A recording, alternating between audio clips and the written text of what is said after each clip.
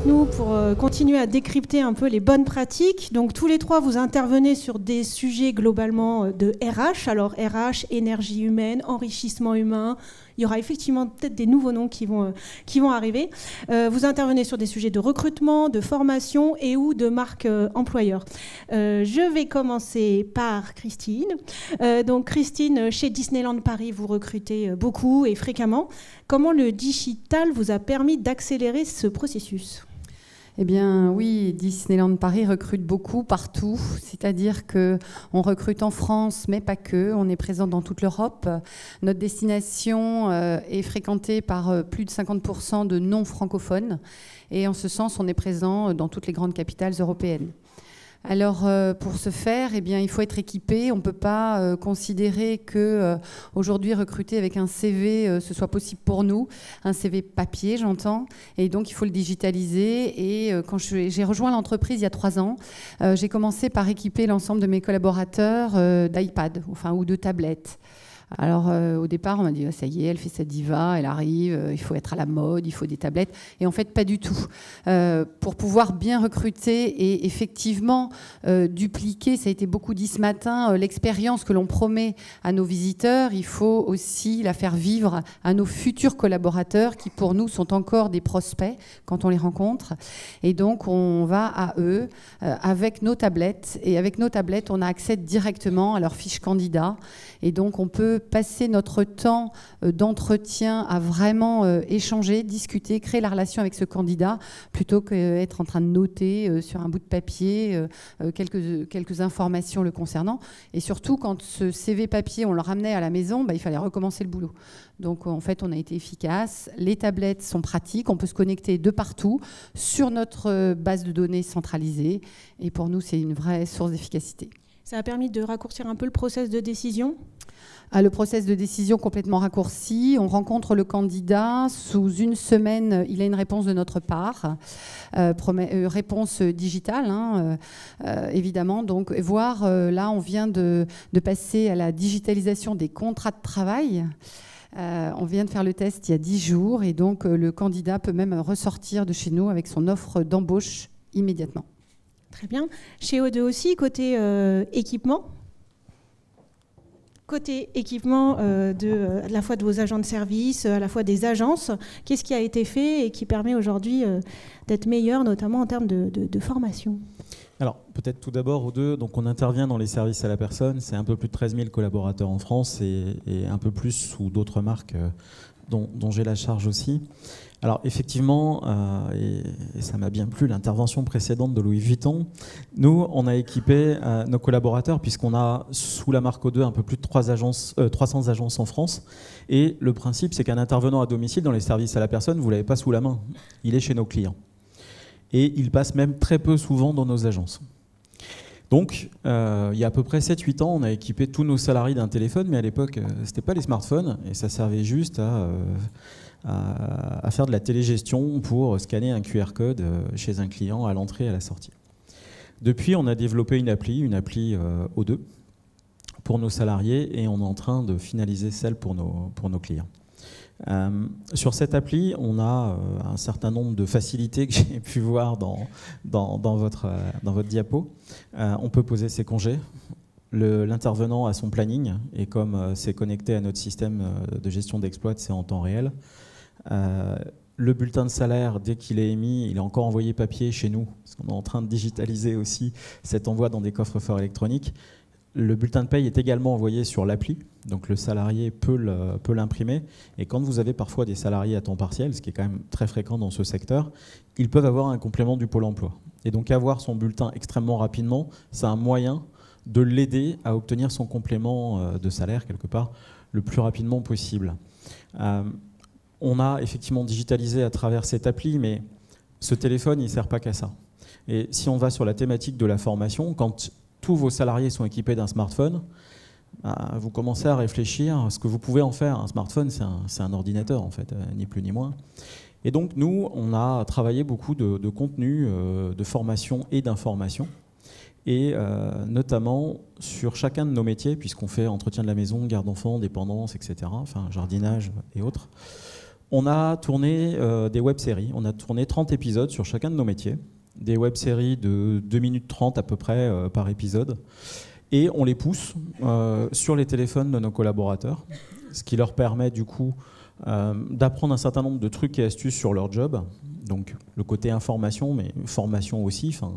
Je ne m'en cache pas, c'est un vrai moyen de faire de la formation un peu en continu avec quelque chose de très sympa. Une web-série, c'est des personnages récurrents qui font le même métier que vous, qui ont la même tenue que vous.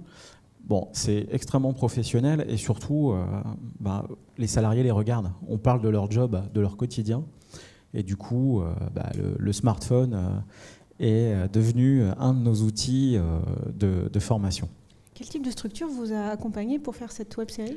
Alors, c'est une agence de com locale, puisque notre siège social est au Mans. Donc, c'est une agence de com qui nous a accompagnés. Alors, on a pris des acteurs parce que c'est pas évident de trouver des salariés qui ont cette fluidité. Et donc, du coup, on a pris des acteurs, mais qui, autant que possible, dans leur gestuelle et dans leurs paroles, ressemblent vraiment à un intervenant à domicile aux deux.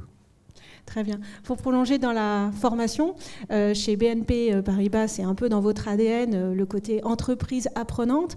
Et donc, vous œuvrez depuis 3 ans sur tout un plan de digitalisation de la formation. Dites-nous en plus. Oui, je vais vous en dire un peu plus. Donc, en fin de compte, BNP Paribas International Retail Banking. Donc, on est présent sur 15 pays hors zone euro, sur la banque de réseau, et on accompagne 42 000 collaborateurs. Alors, je vais vous raconter un petit peu notre histoire. Il y a 3 ans, on était une équipe de formation essentiellement en présentiel. Donc, on était une dizaine de personnes et on se déplaçait pour animer en présentiel. Et en 3 ans, on a vécu une transformation qui nous a permis d'arriver à proposer aujourd'hui une apps téléchargeable sur l'App Store ou Google Store avec du contenu de formation. Donc, comment ça s'est fait et pourquoi on l'a fait ? Donc, il y a 3 ans, on s'est posé la question comment répondre de manière la plus efficace possible aux besoins du business. Parce que le temps du business se raccourcissant et le temps de conception et d'animation d'une formation et du déploiement de cette formation étant ce qu'il est, 3 à 6 mois, voire plus, et bien lorsqu'on avait des nouveaux arrivants, des nouveaux collaborateurs, c'était toujours un petit peu délicat de leur expliquer qu'ils seront formés dans 6 mois. Et donc là, comment faire ? Donc, un enjeu business et également un enjeu au niveau des collaborateurs. Aujourd'hui, les collaborateurs, par principe de symétrie, ce qu'ils ont l'habitude de vivre dans leur quotidien, il faut être en mesure également de leur apporter au niveau de l'entreprise. Donc des collaborateurs qui utilisent de plus en plus leur smartphone, qui sont habitués à avoir des vidéos lorsqu'ils ont besoin de changer quelque chose à titre privé ou une intervention, ils vont regarder YouTube, ils vont chercher sur Google. Donc nous, on n'était pas en mesure de le faire. Et donc c'est là où on s'est dit, comment faire ? Il va falloir essayer de trouver une solution pour digitaliser les parcours existants, enfin digitaliser la partie qui peut se digitaliser. L'objectif, ce n'est pas de digitaliser pour digitaliser, mais il faut vraiment qu'il y ait un sens et qu'il y ait un objectif pédagogique derrière. Donc ça également, c'était quelque chose à prendre en compte. L'autre question qui s'est posée, c'est est-ce qu'on le fait en interne ou est-ce qu'on externalise ? Alors là, comme je vous le disais, on est présent sur 15 pays au niveau d'International Retail Banking. Donc si à chaque fois on doit faire du spécifique, accompagner un pays sur un sujet, et puis des sujets, ce n'est pas ce qui manque dans la banque, forcément le budget, mon budget que je devrais aller négocier au niveau de mon DRH, il serait très important. Donc on s'est dit, on va internaliser, et c'est là qu'on a commencé à créer une petite équipe de 3 personnes, Live Factory, et qui nous permet aujourd'hui, bon, je reviendrai, je pense, tout à l'heure sur cet aspect, mais une équipe de 12 personnes aujourd'hui qui délivre du contenu digital à l'ensemble de nos pays où on est présent. Les différents formats qui sont disponibles sur cette plateforme ? Alors, les différents formats, beaucoup de vidéos, de e-learning. C'est-à-dire, quand on a commencé, on était vraiment présent sur le e-learning, sur des formats, on va dire, assez longs. Et là, tout de suite, on est revenu en arrière parce que ça ne fonctionne pas du tout. Et on est plutôt sur du micro-learning, des formats très très courts. Donc c'est 3 minutes, 5 minutes? Ouais, 3-5 minutes maximum. Le but, c'est vraiment de capter l'attention, donner envie à l'apprenant de revenir et surtout pas de l'ennuyer. Parce qu'un e-learning, une vidéo qui va durer 10-20 minutes, à la fin, son attention, elle est perdue et il attend juste que ça se termine lorsqu'il est obligé de le faire. Parce que ça, c'est également un élément important chez nous.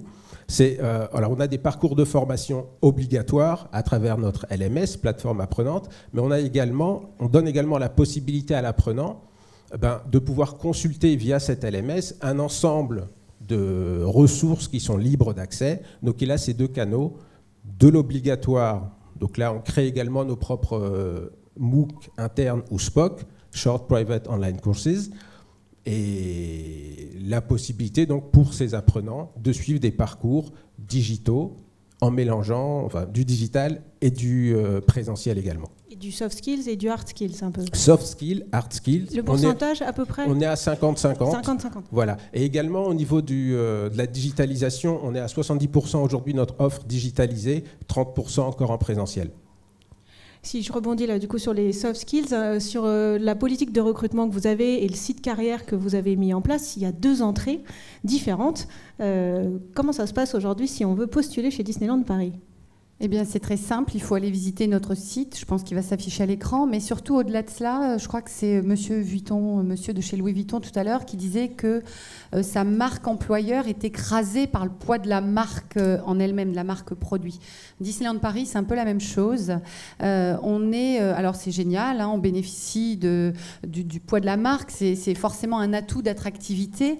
Mais pas toujours, c'est-à-dire qu'un certain nombre de candidats ne nous connaissent pas suffisamment en tant qu'employeurs et donc on a besoin de les aider, de les aiguiller, notamment sur les métiers très méconnus.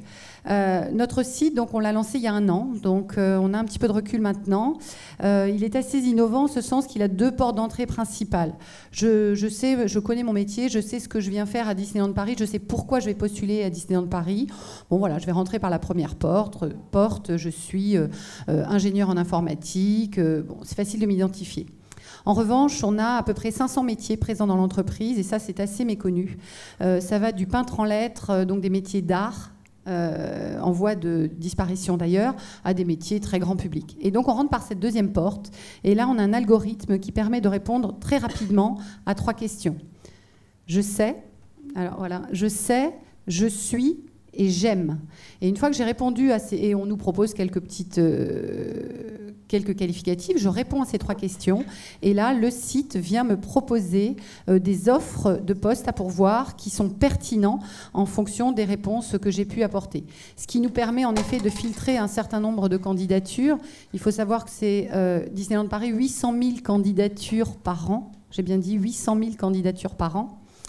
Et donc, pour aider nos candidats à s'y retrouver, à avoir des réponses rapides, il fallait les aider à y voir clair un petit peu. Et donc, ça nous permet assez bien de filtrer ces candidatures et d'aiguiller nos candidats vers des métiers qui sont à pourvoir chez nous. La prochaine question, je l'imagine, c'est quoi la porte 1, la porte 2, combien de candidatures? C'est à peu près 2 tiers, 1 tiers. Donc 2 tiers de candidats connaissent leur cursus, leur parcours, savent ce qu'ils veulent venir faire chez nous. C'est à peu près 550 000 candidatures. Et la 2e porte, c'est à peu près 250 000 candidatures. Et l'algorithme, donc, il fonctionne comment? À partir de la sémantique des mots qui ont été proposés? Exactement, tout à fait. Donc, c'est un algorithme qui a été défini sur l'association des mots et donc une sémantique d'association de mots qui permet, j'ai répondu, je suis spontanée, je sais parler 4 langues et j'aime interagir avec les autres. Eh bien, cette sémantique de réponse va pouvoir permettre d'aller chercher des contenus pertinents. Alors, toujours dans le recrutement, chez O2, comment ça se passe les premiers jours où on est recruté chez O2 en termes d'accompagnement? Alors, en fait, comme mon voisin, j'avais le problème de la formation présentielle. Quand vous avez 13 000 salariés et sur des métiers à fort turnover, vous recrutez beaucoup de monde chaque année, puisque c'est à peu près 5 000 collaborateurs qui nous rejoignent. Donc, j'ai mis ce qu'on appelle un centre de ressources formation dans chacune de mes agences. Donc, dans les 300 agences O2, j'ai un mini-centre de formation qui est équipé d'outils informatiques et digitaux et d'outils extrêmement pratiques, comme par exemple une planche à repasser et du linge et un fer à repasser. Donc, alors on ne fait pas que du ménage, et ça sur chacun des métiers. Donc en fait, chaque collaborateur est accueilli pendant une semaine avec un principe assez simple, c'est que le matin, il fait de la formation théorique et un peu de pratique dans l'agence. Donc il utilise nos e-learning, puisqu'on produit beaucoup, nous aussi, d'e-learning. J'ai une équipe dans mon organisme de formation de 5 concepteurs pédagogiques qui travaillent avec des experts métiers, internes, externes. Et donc on développe énormément d'outils e-learning et de modules avec le même esprit, c'est-à-dire qu'on est sur des modules extrêmement courts, parce que lorsque c'est trop long, les gens décrochent, ou ont tendance à essayer de passer à la page suivante. Alors forcément, quand vous êtes habitué à ça, vous bloquez les pages, vous mettez un temps sur chaque page. Tu avais parlé de bande dessinée aussi, je me souviens. Ouais. Format Alors, qui fonctionnait plutôt bien. Effectivement, on utilise des vidéos, on utilise des bandes dessinées. Alors la bande dessinée, je vais reprendre l'exemple du métier du ménage, mais parce que dans ces formations, on a des formations savoir-être, savoir-faire, mais aussi sur de l'organisationnel, de la méthodo. Quand on va faire l'entretien de la maison chez un client, on ne le fait pas forcément comme chez soi. Et dans ce contexte-là, il y a des méthodos. Et donc on a fait dessiner des planches, pièce par pièce, sur comment on doit s'y prendre et dans quel ordre on fait le ménage dans une maison. Et dans chaque pièce aussi, comment je fais. Alors ça, il y a la théorie, je l'apprends. Et puis après, il y a des petits jeux très pratiques, c'est que on a fait dessiner d'autres planches qui sont, du coup, dans chaque pièce, c'est un peu le bazar. Et je dois, en tant qu'intervenant à domicile sur le métier du ménage, remettre les choses dans l'ordre de manière à ce que, lorsque je vais me retrouver dans un domicile, ma méthode de ménage soit une méthode professionnelle. Et donc, on a utilisé la bande dessinée pour ce type de module e-learning. Alors, c'est assez simple, hein, on fait appel à un dessinateur extérieur, on a fait notre cahier des charges, on travaille avec lui, on revoit. Et franchement, ça fonctionne super bien quand vous avez des populations qui sont faiblement qualifiées. Et tu me parlais aussi de l'obtention d'un titre, peut-être à venir. On va un peu plus loin sur tout ce qui est non présentiel quelque part, ou pseudo-présentiel, puisqu'on est en train de finaliser, on devrait démarrer en janvier, un titre du ministère du Travail qui est dans notre métier, qui s'appelle l'assistant de vie aux familles, donc c'est un titre de niveau 5. Et ce titre, en fait, il va contenir à la fois des modules e-learning, des classes virtuelles, donc vous pouvez, avec un système d'entrée-sortie permanente, donc vous pouvez avoir quelqu'un qui est à Lille et quelqu'un qui est à Biarritz, ils font la même formation, ils suivent le même module, pas forcément dans le même ordre. Si je reprends l'exemple de la maison, vous pouvez apprendre à nettoyer une cuisine et une salle de bain, peu importe l'ordre, c'est pas très grave. Ce qu'il faut, c'est le faire comme il faut dans chaque pièce. Et donc du coup, on va mettre en œuvre à 80-85% finalement en distanciel, entre du e-learning et de la classe virtuelle, donc avec un prof et les élèves, et quelques rassemblements présentiels, parce que quand vous êtes par exemple sur les métiers de la dépendance, vous ne pouvez pas faire n'importe quoi quand même. Quand il s'agit de passer une personne dépendante de son lit à un fauteuil, même si vous le voyez en vidéo, ça ne suffit pas si vous ne voulez pas faire de la casse. Donc il y a quand même quelques regroupements présentiels, mais c'est un faible pourcentage de ce titre, et ça permet d'être encore une fois plus novateur, de faire des promos où vous avez des gens sur tout le territoire et de professionnaliser nos collaborateurs. Chez BNP, pour le côté plus justement organisation, si on rentre un peu dans les chiffres clés de ce que vous produisez sur une année et comment concrètement vous êtes organisé, et aussi comment vous avez fonctionné avec vos anciens prestataires, fournisseurs de contenu. Oui, alors c'est très, très intéressant. En fin de compte, on a internalisé donc. On était 3 personnes au début, on a recruté et on a également travaillé différemment avec nos prestats. C'est-à-dire qu'on avait des prestats qui nous livraient du contenu et qui animaient en présentiel dans différents pays. Alors, on les a rencontrés et on leur a proposé de travailler différemment. C'est-à-dire, vous avez du contenu qui est votre valeur ajoutée. Nous, ce qu'on vous propose, c'est de travailler en relation troc collaborative. Vous nous donnez ce contenu, on le digitalise, on l'utilise et on vous donne la possibilité de l'utiliser également en marque blanche où vous voulez. Donc là, forcément, d'une relation de client, on est devenu partenaires. Et c'est quelque chose qu'on développe de plus en plus avec des prestataires qui sont référencés chez nous et d'autres qui ne le sont pas. Mais donc, on a de plus en plus de demandes et à chaque fois qu'on propose cette possibilité, en général, on a à 100% de OK et de bouche à oreille. On est même sollicité maintenant en direct par d'autres prestats pour fonctionner de cette manière. Concernant le nombre de programmes que l'on fait, alors depuis qu'on a cette e-factory, on a pratiquement triplé, voire quadruplé le nombre de programmes qu'on propose à nos pays. Et aujourd'hui, on en est à une 50aine de programmes de formation.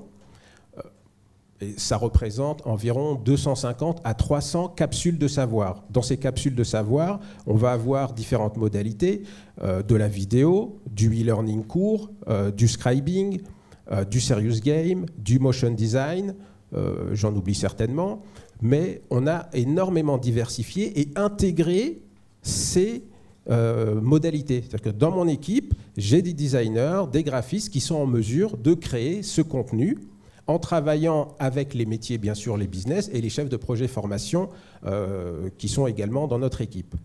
Une autre particularité, c'est également, j'ai une équipe internationale et également un pôle de 4 personnes qui sont basées en Pologne pour également couvrir une zone géographique et en tenant compte des différentes contraintes linguistiques. Bon, un bel exemple d'internalisation en tous les cas. Pour conclure, dernière question à chacun d'entre vous, comme il nous reste pile 1 minute 22. Quelle est la qualité principale à avoir pour mener le type de mission que vous menez aujourd'hui à l'ère de la transformation digitale? Alors moi, je pense qu'il faut savoir écouter. Il faut savoir écouter et entendre les attentes de nos clients, quels que soient nos clients, clients internes, externes, parce que parfois on part du principe qu'on sait ce que veut le client quand il vient à nous. Et je pense que c'est toujours utile de bien vérifier que ce qui vient chercher auprès de nous, c'est vraiment la bonne compréhension qu'on en a. Donc pour moi, savoir être à l'écoute est très très important.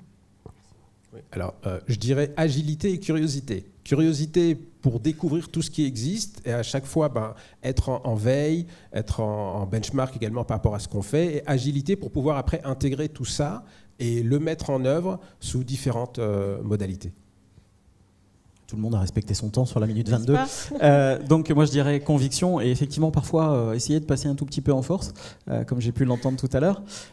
Et nous ce qu'on pratique beaucoup c'est le test and learn avec des personnes qu'on a référencées sur les différents métiers pour très vite tester notre module, corriger rapidement s'il le faut et on déploie.